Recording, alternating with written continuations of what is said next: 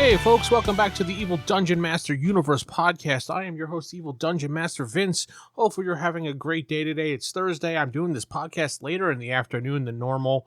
Usually I do these in the mornings, but it's been a hectic week and I had to get to work quite a bit early, so I didn't have time to do the podcast. So I wanted to be able to do one today because I like to get one out all the time for people to listen to.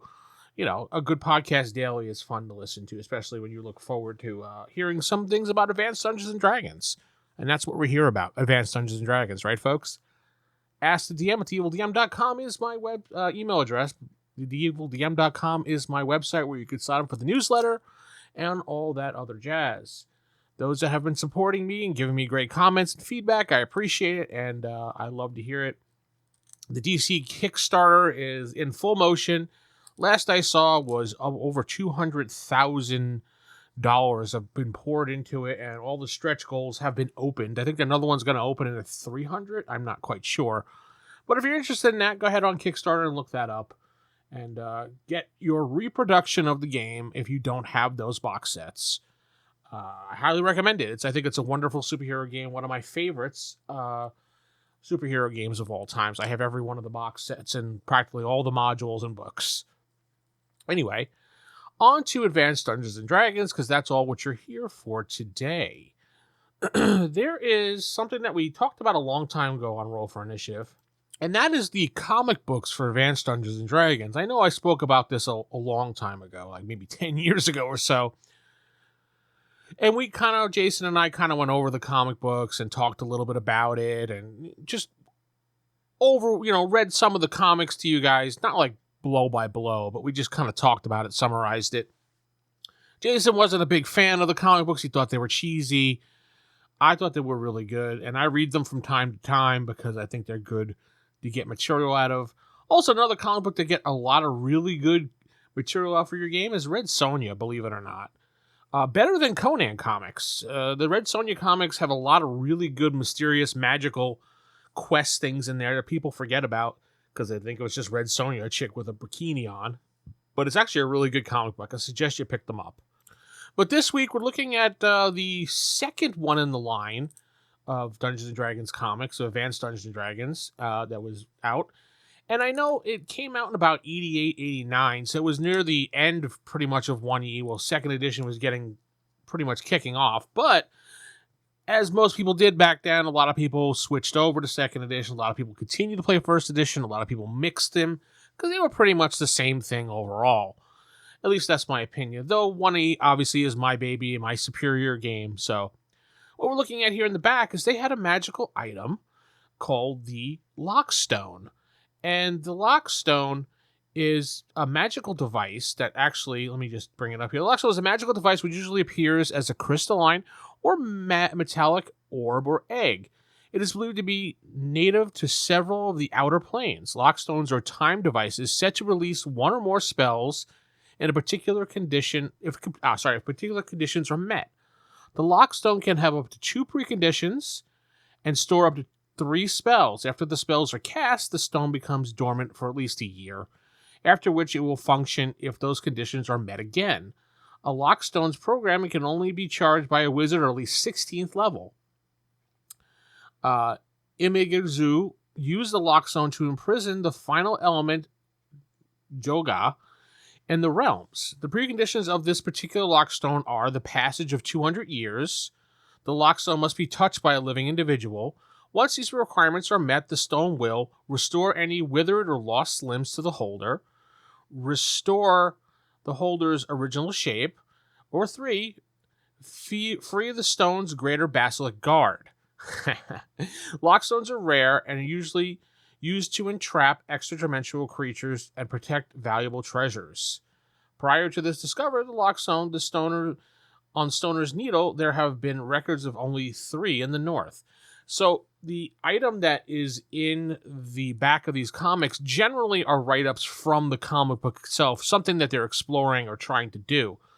Like, for example, they have a greater basilisk monster here right next to it, so you can, get an idea what they're like.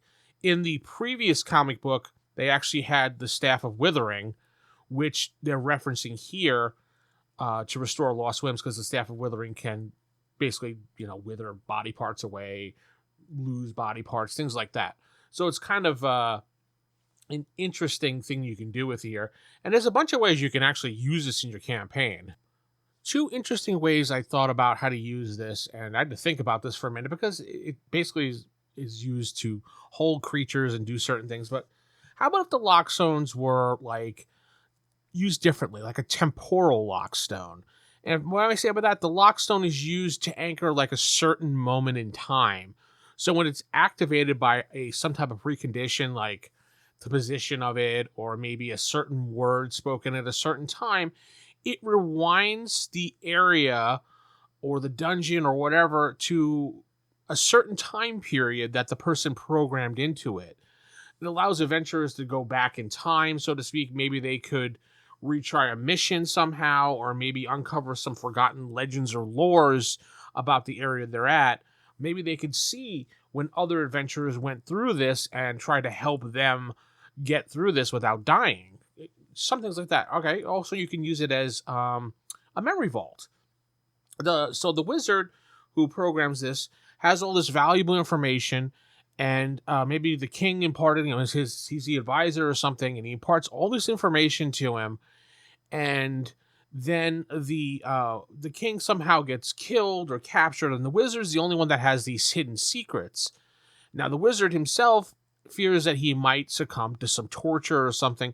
So what he does is he puts this information into this Lockstone as a memory vault and then wipes his own mind. Maybe he gives some type of clues that he plants around somewhere in his room, or maybe he writes a letter to somebody with some instructions that says, so something happened to me and I do not contact you within a certain amount of time. Please go to this place, retrieve the Lockstone and say the following words while touching it, and you will know the memories that I have experienced and imparted in here. And maybe that person can use that to impart on some information. Maybe the wizard knew who the next heir was secretly to the king, but since the king died, his stepson took over, because he's the next in line, so to speak, to take over. But really there's an heir because the king had an illegitimate child, and maybe only the wizard knew, and he had this, something like that. I thought that'd be kind of interesting to do that. The Lockstone could also be maybe a living beacon or something. It emits a signal when activated, drawing specific creatures or forces to its location. It could like summon certain ally creatures, or it can lure enemies to the area, depending on like how you program it or what you put into it.